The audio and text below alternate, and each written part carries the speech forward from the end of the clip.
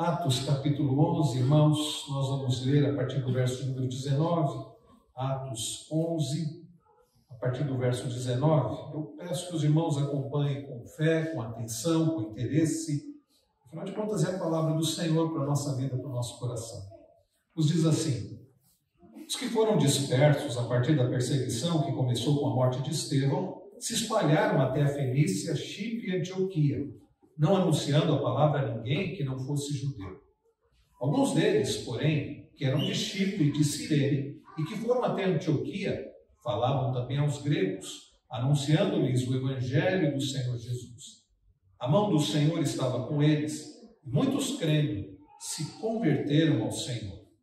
A notícia a respeito deles chegou aos ouvidos da igreja que estava em Jerusalém, e enviaram Barnabé até Antioquia. Quando ele chegou e viu a graça de Deus, ficou muito alegre e exortava todos a que, com firmeza de coração, permanecessem no Senhor, porque era homem bom, cheio do Espírito Santo e de fé. E muita gente se uniu ao Senhor. Depois Barnabé foi a Tarso à procura de Saulo, e quando o encontrou, levou para Antioquia. E durante um ano inteiro se reuniram naquela igreja e ensinaram numerosa multidão. Em Antioquia, os discípulos foram, pela primeira vez, chamados de cristãos. Naqueles dias, alguns profetas foram de Jerusalém para Antioquia, e apresentando-se um deles, chamado Ágabo, dava a entender, pelo Espírito, que haveria uma grande fome em todo o mundo. Essa fome veio nos dias do imperador Cláudio. Os discípulos, cada um conforme as suas posses, resolveram mandar uma ajuda aos irmãos que moravam na Judéia.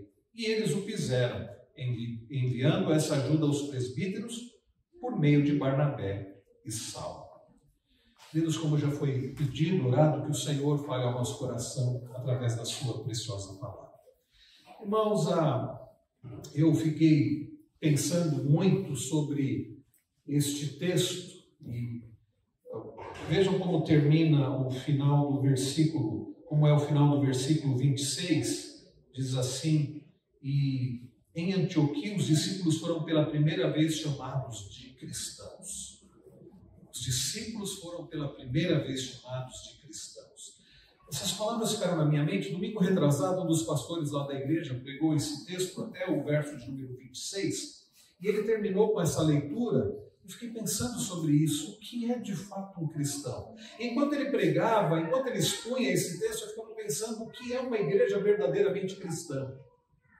E queridos, ao meditar sobre isso, ao meditar sobre este texto, e hoje à noite eu vou pregar a continuação dele, dos versos 27 a 30, me veio à mente características de uma igreja verdadeiramente cristã. Porque percebam, irmãos, uma igreja ser chamada de cristã, uma igreja ter na sua razão social, no seu nome, o nome Jesus Cristo, não faz desta igreja uma igreja verdadeiramente cristã.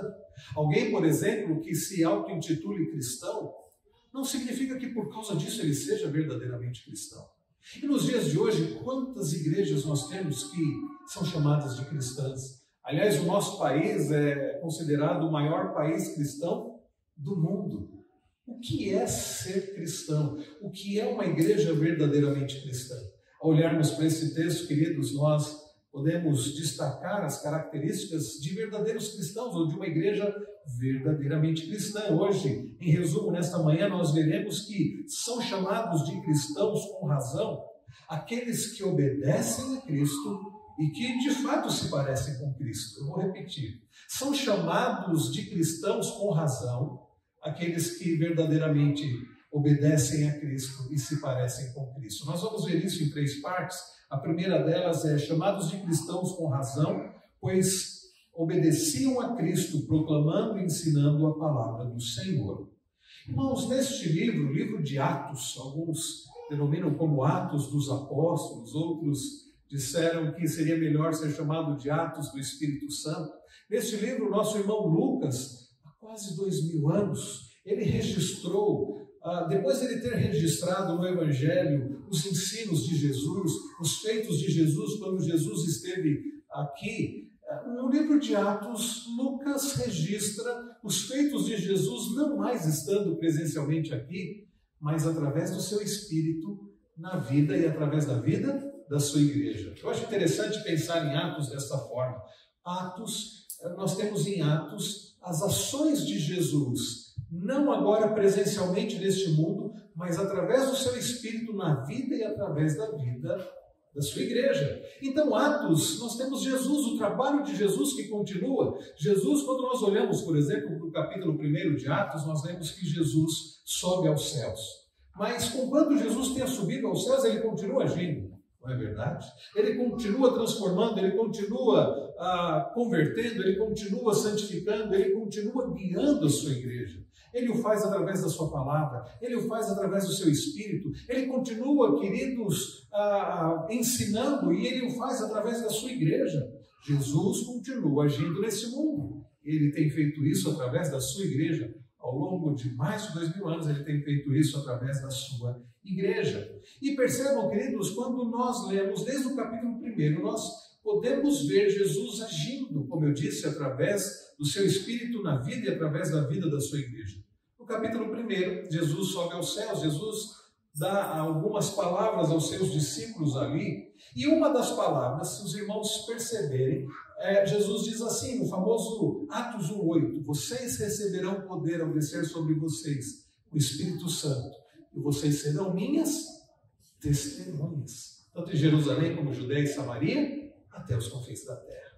Agora, quando nós olhamos aqui no verso de número 27, começa dizendo, naqueles dias, alguns profetas foram de Jerusalém para Antioquia. Aqueles irmãos haviam saído de Jerusalém até Antioquia. Aqueles irmãos haviam saído de Jerusalém para outros lugares. E quando nós olhamos um pouco antes, no verso de número 19, nós percebemos por que muitos saíram de Jerusalém para ir para outros lugares. Olha comigo o verso 19. Os que foram dispersos a partir da perseguição que começou com a morte de Estevão, se espalharam até a Fenícia, Chipre e Antioquia, não anunciando a palavra a ninguém que não fosse judeu. Alguns deles, porém, que eram de Chipre e de Cirene, e que foram até Antioquia, falavam também aos gregos, anunciando-lhes o Evangelho do Senhor Jesus. Percebam, queridos, por causa da perseguição que começou com a morte de Estevão, o capítulo 7 de Atos descreve como Estevão foi preso e, ao final, como ele foi morto, como ele foi apedrejado. E tudo porque ele testemunhava de Cristo. E no começo do capítulo 8, é dito que Saulo, havia um jovem ali conhecido, chamado de Saulo, que consentia com tudo aquilo, e ali começou a perseguição. Queridos, a igreja do Senhor começa a sofrer grande perseguição. É verdade que Pedro e João já haviam sofrido certa perseguição, já haviam sido presos, pelas autoridades do Sinédrio, mas em Atos 8 nós vemos como a perseguição ela começa a se intensificar em Jerusalém. Aqueles nossos irmãos, os convertidos, estavam em Jerusalém e Jesus havia dito a eles que eles receberiam poder ao descer sobre eles o Espírito Santo e que eles seriam testemunhas de Jesus, tanto em Jerusalém como Judeia, Samaria, até os confins da terra. Parece que eles haviam esquecido dessas palavras de Jesus, porque eles começam a se sentir muito à vontade, quem sabe, em Jerusalém, ainda que não fosse fácil a situação, mas é necessário, e aí nós vemos, queridos, a soberania de Deus, nós vemos a providência do Senhor, é necessário Deus levantar grande perseguição para que aqueles nossos irmãos cristãos saíssem daquela cidade, para que eles fossem então levados, como que quase que empurrados pelo Senhor, para cumprir o mandamento do Senhor. E é de fato aquilo que acontece. Muitos deles saem de Jerusalém por causa da perseguição, mas lembrem-se, meus irmãos, nós reformados cremos nisso, nós cristãos reformados, nós temos um Deus que tem controle sobre todas as coisas. Nós servimos um Deus que dirige todas as coisas de forma que nada é acaso. E a perseguição permitida pelo Senhor, a partir de Atos 8, com a morte de Estevão, estava nos planos do Senhor. E Deus usou para fazer com que a sua igreja saísse ali daquela cidade e o Evangelho começasse a ser pregado em vários outros lugares. E nos diz aqui ainda, meus irmãos, que eles começaram, então, eles foram para Fenícia, Chipre e Antioquia, não anunciando a palavra a ninguém que não fosse judeu.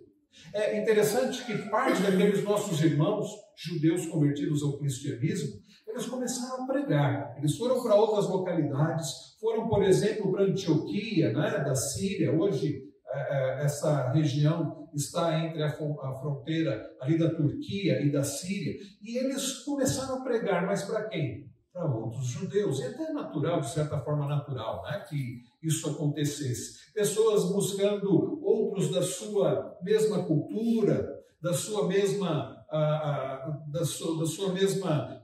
do mesmo meio para proclamar do Senhor. É possível que alguns deles ainda não haviam entendido, como Pedro demorou a entender, nos parece, que o Evangelho não era apenas para os judeus, que a salvação não era apenas para os judeus. E é por isso que nós vemos, queridos, que no verso de número 20, alguns deles, porém, que eram de Chipre e de Cirene, e que foram até Antioquia, falavam também aos gregos, anunciando-lhes o Evangelho do Senhor Jesus. Percebam, irmãos queridos, que o Evangelho está sendo pregado a judeus, está sendo pregado a não-judeus, a gentios, está sendo pregado a gregos, está sendo pregado a pessoas de outras localidades, de outras regiões. Já havia sido pregado, através de Filipe, já havia sido pregado também em Samaria, em meio àqueles judeus misturados, aqueles judeus que não eram considerados pelos próprios judeus. Percebam, queridos, que a igreja está fazendo o quê? Obedecendo a ordem do Senhor Jesus. Que ordem era essa? Preguem o Evangelho. Vocês receberão poder ao descer sobre vocês o Espírito Santo e vocês serão minhas testemunhas. Serão minhas testemunhas tanto em Jerusalém como Judéia e Samaria, até os confins da terra. Irmãos queridos, uma igreja verdadeiramente cristã é uma igreja que obedece a Cristo. Não faz sentido uma igreja se dizer cristã, mas que não considera os mandamentos de Cristo, a vontade de Cristo, a palavra de Cristo, uma igreja que não anuncia Cristo. E é exatamente isso que aqueles nossos irmãos faziam e que nós, como igreja de Cristo, precisamos fazer hoje. Anunciar, não a nós mesmos, anunciar a Cristo. Nos diz o texto que eles falavam, eles anunciavam o Evangelho do Senhor Jesus e que a mão do Senhor estava com eles. Nós, queridos, fomos chamados para anunciar o Evangelho do Senhor Jesus. Nós não fomos chamados para anunciar as nossas próprias ideias. Nós não fomos chamados para anunciar os nossos desejos. Não fomos chamados para anunciar a nós mesmos. Nós fomos chamados para anunciar o Evangelho do Senhor. Nós somos chamados para testemunhar de Cristo. É triste ver que há muitas igrejas que anunciam tantas coisas, mas não anunciam a Cristo. Há igrejas que destacam os seus líderes, há igrejas que destacam os seus próprios membros, há igrejas em que o próprio culto ele é permeado de humanismo, é permeado de egoísmo, de egocentrismo. Infelizmente, são igrejas que muitas delas têm o nome de Jesus Cristo na sua placa, na sua razão social. Muitas delas se auto-intitulam cristãs, cujos membros se dizem cristãos, mas onde Cristo não é exaltado, onde Cristo não é proclamado, onde Cristo não é anunciado. Igrejas que não anunciam fora das quatro paredes o Evangelho, igrejas que não estão preocupadas com o reino de Deus, com a expansão do reino de Deus. Queridos, uma das características, então, da igreja cristã, uma das características dos cristãos é o anúncio da palavra do Senhor. Porque percebam, é disso que nós precisamos. Quando você acorda cedo e vem até aqui, você não vem para ouvir sobre qualquer outra coisa a não ser a respeito do Evangelho de Cristo, porque esta é a nossa maior necessidade. A maior necessidade do ser humano é de Cristo. A maior necessidade dos cristãos é de Cristo, é mais de Cristo. A nossa maior necessidade, queridos, é aprender mais de Cristo. Paulo, ao escrever Colossenses, ele diz que ele se afatigava, ele se esforçava para apresentar todo homem perfeito em Cristo. A maior necessidade das pessoas fora é de Cristo, e é por isso que nós precisamos, a semelhança dos nossos irmãos, anunciar o Evangelho de Cristo. O anúncio do Evangelho é necessário. As pessoas carecem de Cristo. Você, no seu trabalho, ao conversar com as pessoas, você se depara com pessoas com problemas no relacionamento conjugal. cujo problema não é que se casaram com alguém que não é compatível, não é alma gêmea. O problema é que eles precisam de Cristo. Você se depara com pessoas com problemas no relacionamento com os filhos, você se depara com pessoas que sofrem, e hoje a psicologia e a psiquiatria não faltam nomes para as chamadas síndromes as mais variadas, né? E você percebe que o que aquela pessoa precisa, em muitos casos, eu não vou dizer todos, mas em muitos casos não é de um medicamento, mas é Cristo. Pessoas que lidam com a culpa, pessoas que são egoístas, filhos desobedientes, mal educados, e acham que um comprimidinho é que vai resolver. Queridos, o que as pessoas precisam, o que as famílias precisam, é Cristo, o Evangelho de Cristo. Daí a igreja cristã proclamar a Cristo, anunciar a Cristo. Jesus havia já dado essa ordem. Quando nós olhamos, por exemplo, em Marcos 16, a ordem é clara: ide, pregai o Evangelho a toda criatura. Quando nós olhamos para Mateus 28, a partir do verso 16, Jesus diz: toda autoridade me foi dada no céu e na terra. Ide, façam discípulos de todas as nações, batizando-os em nome do Pai, do Filho e do Espírito Santo, e ensinando-os a guardar tudo o que eu tenho ensinado a vocês. E quando nós olhamos aqui para o texto, nós vemos que é o que aqueles irmãos faziam. Diz o final do verso de número 20, que eles anunciavam o Evangelho do Senhor Jesus. E olhem comigo, um pouco mais à frente, no verso de número 25, depois Barnabé foi a Tarso à procura de Saulo, e quando o encontrou, levou para Antioquia. E durante um ano inteiro se reuniram naquela igreja e ensinaram numerosa multidão. Em Antioquia os discípulos foram pela primeira vez chamados de cristãos. Eles ensinavam, durante um ano inteiro eles passaram ensinando numerosa multidão. E o que é, meus irmãos, que eles ensinaram? Eles não ensinaram sobre as festas judaicas, eles não ensinaram sobre a circuncisão, eles não ensinaram sobre as dietas, aquele sistema dietário, não coma isso, não coma aquilo. Eles ensinaram Cristo, eles proclamaram o Evangelho, eles não ensinaram o judaísmo, eles não ensinaram a filosofia grega, e Paulo conhecia muito de tudo aquilo. Eles ensinaram, queridos, o Evangelho. Lá em Atos 20, nós lemos Paulo dizendo que o que ele fez em Éfeso durante o tempo que ele passou ali foi ensinar o Evangelho. E para isso nós fomos chamados. E a igreja verdadeiramente cristã tem o ensino do Evangelho. É triste ver que em muitas igrejas que se dizem cristãs, o que é pregado não é o Evangelho. O que é ensinado não é o Evangelho. Ensina-se muita coisa, mas não o Evangelho. Ou muitas vezes é um Evangelho, um outro Evangelho. Como Paulo diz lá, escrevendo aos Gálatas, um outro Evangelho, carregado de humanismo, carregado de autoajuda, carregado das coisas mais variadas, um sincretismo o mais variado possível. Irmãos queridos, igreja cristã, cristãos pregam o Evangelho, cristãos anunciam o Evangelho. Nós fomos chamados para isso. Jesus ordena isso. E aqueles irmãos estão obedecendo a Cristo, proclamando o Evangelho, ensinando a palavra do Senhor.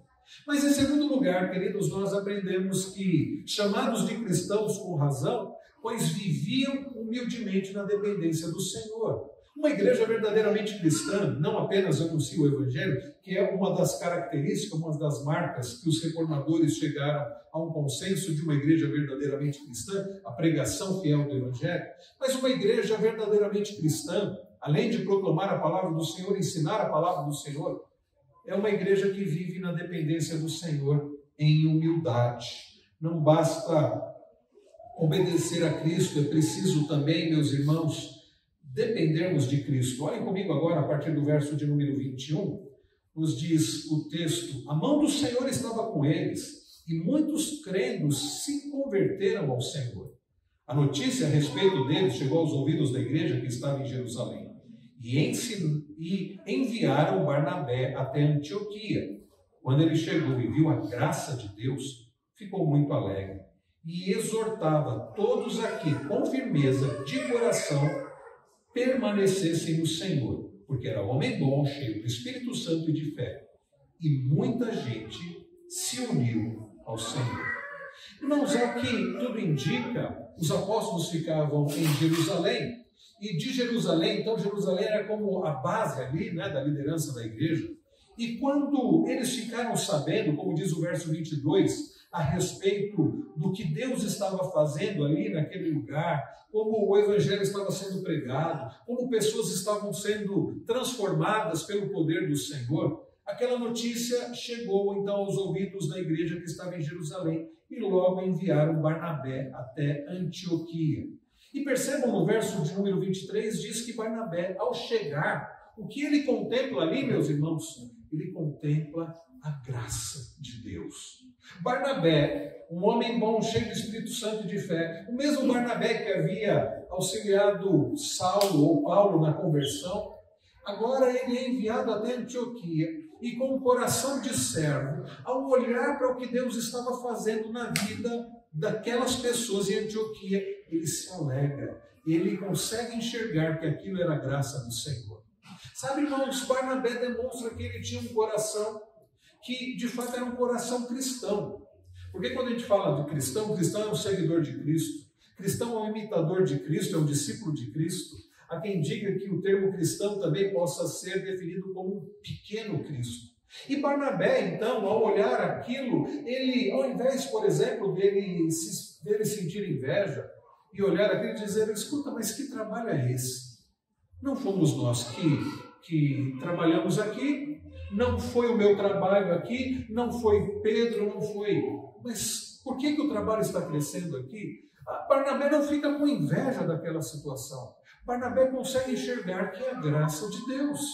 Porque, meus irmãos, de fato é isso. Ao contemplarmos o Senhor abençoando, o Senhor convertendo, o Senhor dando crescimento para a sua igreja, isso nos deve levar a nos alegrarmos. Eu estou aqui nesta manhã e eu estou contemplando a graça do Senhor aqui. Ah, mas não é uma igreja presbiteriana, e daí que não é uma igreja presbiteriana? Nós temos, por vezes, uma visão muito limitada. Não é a minha igreja que está crescendo, não é a minha denominação que está crescendo. Irmãos, nós precisamos olhar com o olhar do cristianismo, com o olhar para a igreja do Senhor Jesus, além de placas denominacionais. É por isso, queridos, que eu consigo me alegrar, eu me alegro com vocês ao ver o que Deus está fazendo na vida e através da vida de vocês. Eu posso dizer, é a graça de Deus. A igreja verdadeira, uma igreja verdadeiramente cristã, verdadeiros cristãos, não olham para si mesmos como aqueles que podem alguma coisa, como aqueles que merecem alguma coisa de bom. Nós olhamos, queridos, e conseguimos enxergar, eu espero que você já consiga ler a Bíblia dessa forma. A Bíblia não é um amontoado de histórias desconexas, mas são histórias que contam uma história que fala de uma história maior que a história da redenção. E a Bíblia, meus irmãos, nada mais é do que o agir de Deus na história da redenção. Então não foram Moisés e também os patriarcas e Davi super-heróis, mas é o grande e poderoso Deus agindo através de pessoas pequenas como Moisés, como Abraão, Isaac e Jacó, como Davi, o grande Deus agindo, usando a vida de Josué, usando a vida de Neemias, usando a vida de tantos outros, usando a vida de Filipe, usando a vida de Estevão, usando a vida de Pedro, usando a vida de João, usando a vida de Barnabé, usando a vida de Paulo. Mas, queridos, nunca foi Barnabé, nunca foi Paulo, nunca foi Estevão, nunca foi Filipe, grandes heróis, mas instrumentos nas mãos do Senhor. Nós precisamos entender isso.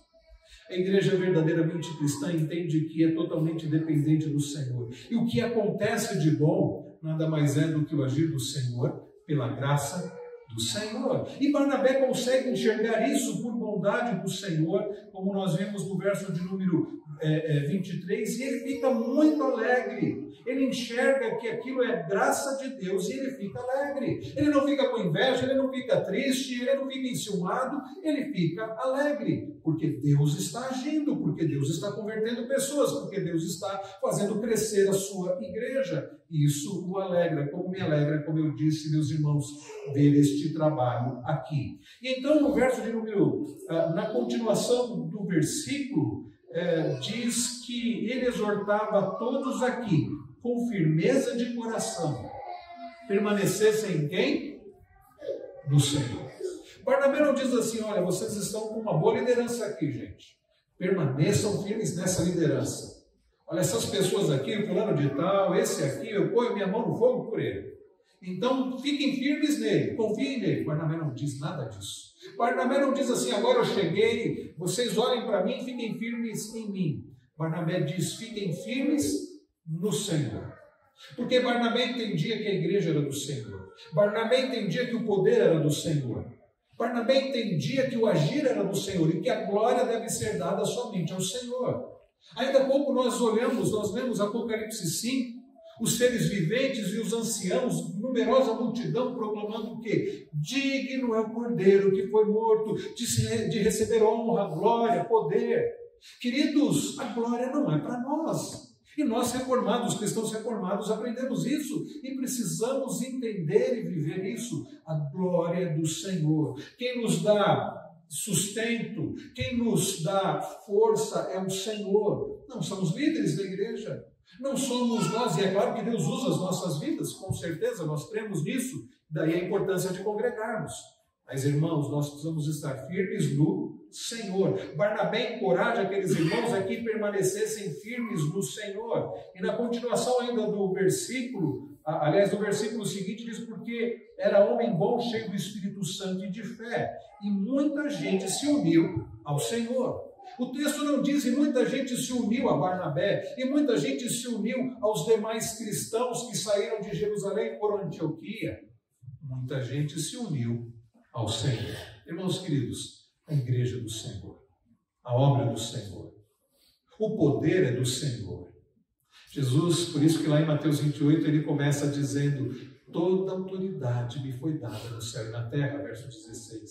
E aí depois ele diz, ide, façam discípulos de todas as nações. Nós podemos, queridos, fazer discípulos, nós podemos pregar o Evangelho, porque a autoridade é do Senhor, a obra é do Senhor, e a glória deve ser dada somente ao Senhor. Não nos esqueçamos disso. Vivamos na dependência do Senhor. Uma igreja cristã é uma igreja que obedece ao Senhor, proclamando a palavra. Uma igreja verdadeiramente cristã vive na dependência do Senhor e para a glória do Senhor. E em último lugar, queridos, a última lição que eu quero destacar aqui, a partir do verso de número 27. Chamados de cristãos com razão, pois praticavam o amor fraternal. Além da obediência, além da dependência, também, meus irmãos, o caráter, a coerência. Eles amavam como Deus os amava e Jesus amava. Veja comigo a partir do verso de número 27. Naqueles dias, alguns profetas foram de Jerusalém para Antioquia. E apresentando-se um deles, chamado Ágabo, dava a entender pelo Espírito que haveria uma grande fome em todo o mundo. Essa fome veio nos dias do imperador Cláudio. Os discípulos, cada um conforme as suas posses, resolveram mandar uma ajuda aos irmãos que moravam na Judéia. E eles o fizeram, enviando essa ajuda aos presbíteros por meio de Barnabé e Saulo. Irmãos, um homem aqui de nome Ágabo, ele era um profeta, nos diz aqui o texto que era um profeta, e alguns profetas foram de Jerusalém para Antioquia, e um deles, então, chamado Ágabo, trouxe ali uma profecia de que viriam naqueles próximos dias sobre o mundo, e a ideia aqui de mundo não é todo o planeta, mas a ideia ali do mundo conhecido, e mais precisamente do Império Romano, né? E Antioquia era uma das principais cidades do Império Romano, a segunda, talvez a terceira maior cidade do Império Romano, e esse Ágabo traz essa profecia. Por causa do nosso tempo aqui, eu não vou entrar nesse assunto aqui de profeta. Hoje à noite eu vou ter que tratar disso lá na igreja, não vou ter como escapar disso. Mas o fato é que ele traz essa profecia, e o que eu quero enfatizar aqui é qual foi a reação da igreja. O texto diz que ele traz uma profecia de que haveria uma grande fome em todo o mundo. Essa fome, diz o texto, veio nos dias do imperador Cláudio. Cláudio, a partir de 42, mais ou menos, em diante, né? Ele foi imperador. E um dos historiadores, Flávio Joséfos, bem conhecido, ele fala sobre essa fome, né, nos dias de Cláudio. E nos diz aqui o verso de número 29 que os discípulos, a reação da igreja, ao ouvir acerca dessa profecia, desta possível, dessa provável, ou muito certa, se Ágabo era um profeta de fato do Senhor, aquilo haveria de acontecer. Me chama a atenção, irmãos, eu fiquei pensando sobre isso essa semana ao meditar nessa passagem, que aqueles cristãos, eles, ao invés deles começarem a fazer um suprimento, né, para eles mesmos, porque imagine se a gente ficasse sabendo esses dias, olha, vai vir uma crise muito forte aí, é melhor você se preparar. Correríamos no mercado, não é verdade? Iríamos guardar, tentar estocar o mais que pudéssemos. Mas o texto diz que aqueles irmãos, conforme a posse de cada um, eles resolveram mandar uma ajuda aos irmãos que moravam na Judéia. Eles ficaram sabendo, através daquela profecia, e é possível que muitos irmãos da região da Judéia já estivessem passando necessidade. Eles resolvem, de acordo com as posses de cada um, mandar uma oferta. Irmãos, isso evidencia verdadeiro amor. Isso evidencia que eles estavam praticando o amor fraternal. O pastor Saulo pregou, eu creio que há uns 4 meses, pelo que eu vi lá no YouTube, ele expôs Atos 2:42 em diante, quando o texto diz como viviam os convertidos, que eles perseveravam na doutrina dos apóstolos, na palavra do Senhor, e na comunhão, no partir do pão e nas orações. Aquela gente, desde Jerusalém, desde o início, já perseverava na palavra e perseverava também na comunhão. Eles partiam pão de casa em casa. Diz-nos as Escrituras que eles vendiam suas propriedades e bens, distribuindo para que ninguém ficasse necessitado.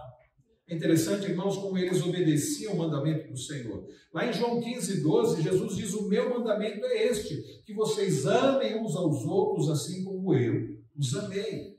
Amor, queridos, implica em sacrifício. Porque Deus amou o mundo de tal maneira que fez o quê? Deu o seu Filho unigênito, para que todo que nele crê não pereça, mas tenha a vida eterna.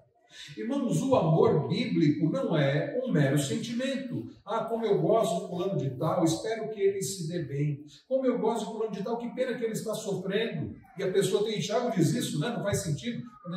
Quando o Tiago vai falar que a fé sem obras é morta, ele diz isso, é a mesma coisa da pessoa dizer, sabe que a pessoa tem alguém necessitado, diz assim, olha, vá em paz, espero que você fique bem. E a pessoa pode ajudar, mas não ajuda, mas diz, vá em paz, espero que você fique bem. Não faz sentido. O amor, queridos, na prática, diferente do que diz o mundo, que relaciona amor com sentimento, com paixão, o amor na prática é um compromisso sólido de agir sacrificialmente em favor do outro. Assim deve ser no casamento, assim deve ser no relacionamento com os filhos, no relacionamento entre irmãos, no relacionamento com o nosso próximo. Agir sacrificialmente em favor do outro. Mandamento do Senhor. Lá em 1 Pedro 1:22, nós lemos Pedro dizendo, tendo purificado a alma pela obediência à verdade, com vistas ao amor fraternal não fingido, amem intensamente uns aos outros de coração puro. Amem intensamente. Pedro escreve sobre isso, Paulo escreve sobre isso, Paulo fala sobre a mutualidade cristã, cuidando uns dos outros. Tiago fala sobre isso, como João escreve sobre isso. João, o discípulo amado, escreve muito sobre isso.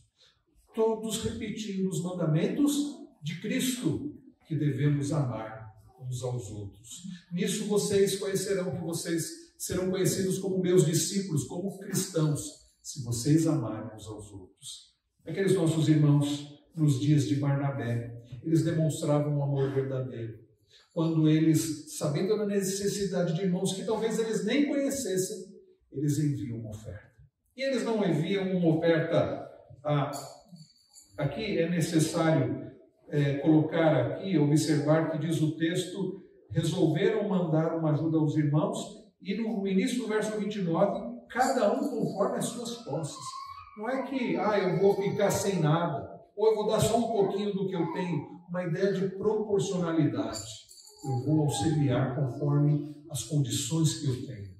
Irmãos queridos, uma igreja verdadeiramente cristã é uma igreja que vive o amor de Cristo. É uma igreja que tem um caráter de Cristo. Nós cantávamos ainda há pouco um cântico do projeto, uma música do Projeto Sola, né, que eu creio que é uma oração preciosa. Imagino que devêssemos fazer desse cântico a nossa oração diária. E uma das partes diz, eu não sou mais que os outros, me ensina a ver quem sou. Faz-me doar ao invés de possuir. Esvazia o meu ego, enche-me de ti. Eu penso, queridos, que a nossa grande dificuldade é porque nos amamos muito. Nós mesmos, convertidos, cristãos, ainda lutamos contra isso. Há um livro bastante interessante do Tim Keller, do Timothy Keller, Ego Transformado.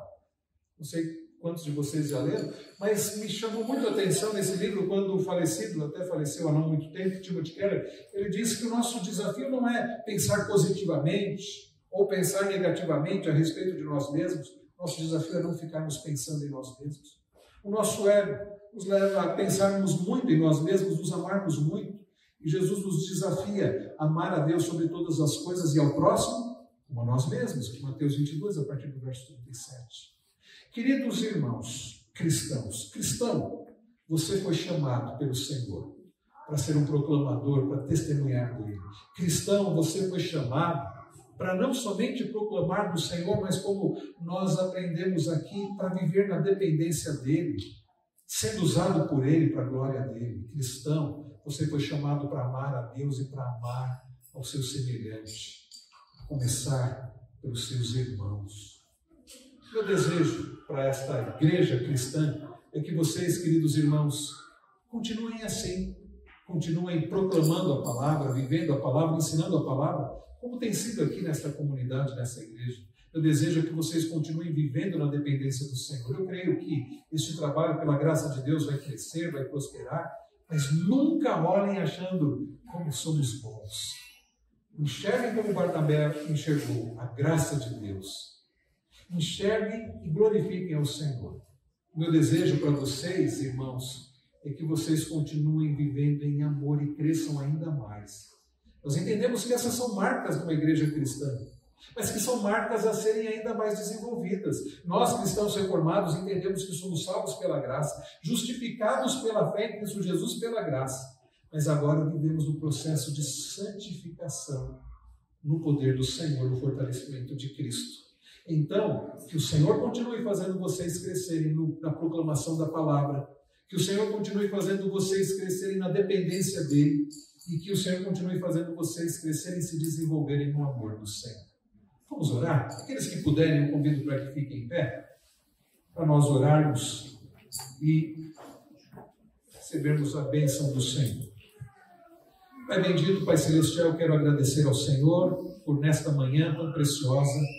O Senhor me dará a alegria de rever irmãos queridos e conhecer tantos outros da família da fé, da igreja de Cristo. Como é bom para mim, para minha família, ó Deus, estar aqui com esses irmãos, como cristãos, e ver o Senhor e me alegrar por ver a graça do Senhor aqui, ver a graça do Senhor na vida e através da vida desses irmãos queridos. A minha oração, ó Pai, é que o Senhor continue a abençoá-los, que eles continuem, ó Deus, crescendo na proclamação e no conhecimento da Tua palavra, no testemunho de Cristo e no conhecimento de Cristo. Peço ao Senhor, ó Deus, que eles continuem vivendo e crescendo na dependência do Senhor, em humildade, sendo abençoados pelo Senhor e dando toda a glória somente ao Senhor. Peço também que eles continuem crescendo e se desenvolvendo no amor fraternal, para que ninguém aqui passe nenhuma necessidade, mas que eles continuem crescendo no amor fraternal, sendo bênção um na vida do outro, que eles continuem demonstrando este amor sacrificial, que é o amor do Senhor, que já foi derramado em nossos corações, e que não somente aqui, mas através daqui, que eles demonstrem amor pelos de fora também. Que, ó Deus, esses irmãos, que esses cristãos aqui possam fazer diferença na vida de tantos outros nesta cidade e em muitos outros lugares, através da proclamação, através da dependência, através do amor do Senhor na vida deles. Peço todas estas bênçãos sobre eles, sobre a liderança da igreja, sobre o pastor Saor, sobre todos os irmãos aqui, ó Pai, no precioso nome de Cristo. E que a graça do nosso Senhor e Salvador Jesus Cristo, o amor de Deus, nosso Pai, que a comunhão e as consolações do Espírito Santo estejam sobre vocês e sobre todo o povo de Deus, sobre todos os cristãos hoje e para todo o sempre. Amém. Amém. Amém.